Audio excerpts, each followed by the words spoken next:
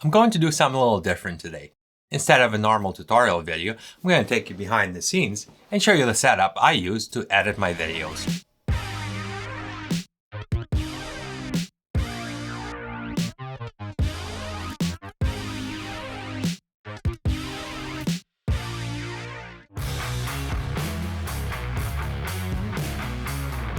Hey guys, what's up? My name is Serge and welcome back to my channel. Let's get this out of the way first.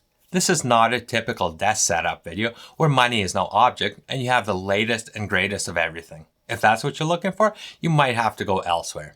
This is actually a fairly budget-friendly setup I put together over the last few years that, at least for me, hits a sweet spot between functionality and performance. Some things I have are the latest and greatest, and some are actually pretty old. Let's take a look. The whole setup is centered around my 2020 M1 Mac Mini. This is an amazing little machine, and honestly, at this price point, nothing even compares. Up until I got this, I was using a 2019 16-inch MacBook Pro that cost just about 3 times as much, and this Mac Mini performs just as good, and in some cases, even better. I did a few comparison videos between the two. If you're interested, I'll link them in the video description below. My only complaint about this Mac Mini is the limited amount of ports. This is easily solved with a USB-C hub.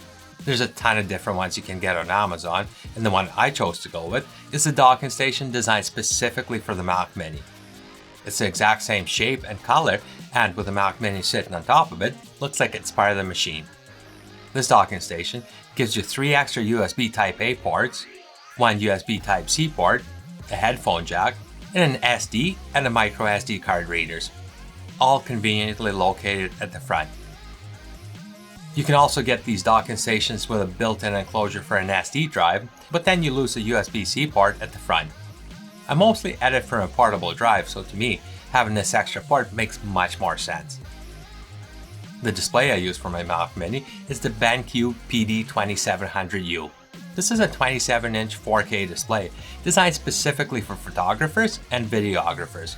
Right out of the box, it comes professionally color calibrated to give you the most accurate colors possible and is capable of displaying 10-bit color depth. It also comes with HDR10 support with just over 400 nits of brightness to give you the ability to preview your HDR content as you edit.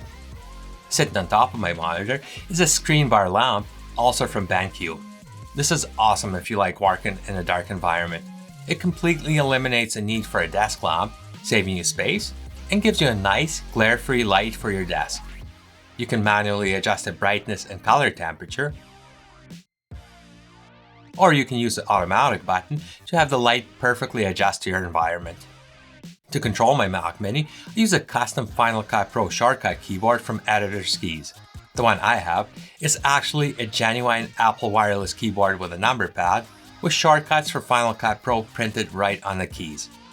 And here's the coolest part. The team over at Editor Skis custom made this one just for me, with my picture and channel name printed right on it. How cool is that? But even before this custom one, I was already using one of their Final Cut Pro keyboards for a few years and loved it. Can't say enough good things about this brand.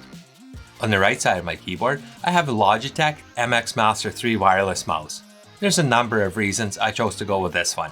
It's wireless, so it doesn't take up any USB ports. It has a bunch of extra buttons you can program to specific functions, and my favorite feature is a horizontal scroll wheel. Works awesome for scrolling through your timeline in Final Cut Pro. To complement my keyboard and mouse, I'm also trying out the Tourbox Neo. What this is a dedicated controller for video and photo editing apps like Final Cut Pro, Photoshop, Lightroom, and more. I haven't had the chance to fully test it yet, but once I do, I'll make a dedicated video for it. For audio, I'm using a set of Bose Companion 1 speakers I got as a free bonus when I purchased my first ever iMac, way back in 2007. So I've been using them for almost 15 years, and honestly, I haven't felt the need to upgrade them. If it ain't broke, don't fix it. All this sits on top of a basic IKEA desk. I got the largest size I could fit in my space to give me more space and keep it looking less cluttered. Also, instead of using legs for my desk, I went with drawers on both sides for storage. My chair is also from IKEA, and the main reason I got a white one is because it looks good, and I tend to wear darker clothes when filming, so it keeps me from blending into a chair. But that's more of my filming setup. If you guys are interested, I can do a video on that in the future. Let me know in the comments below. Thanks for watching, and I'll see you back here next week.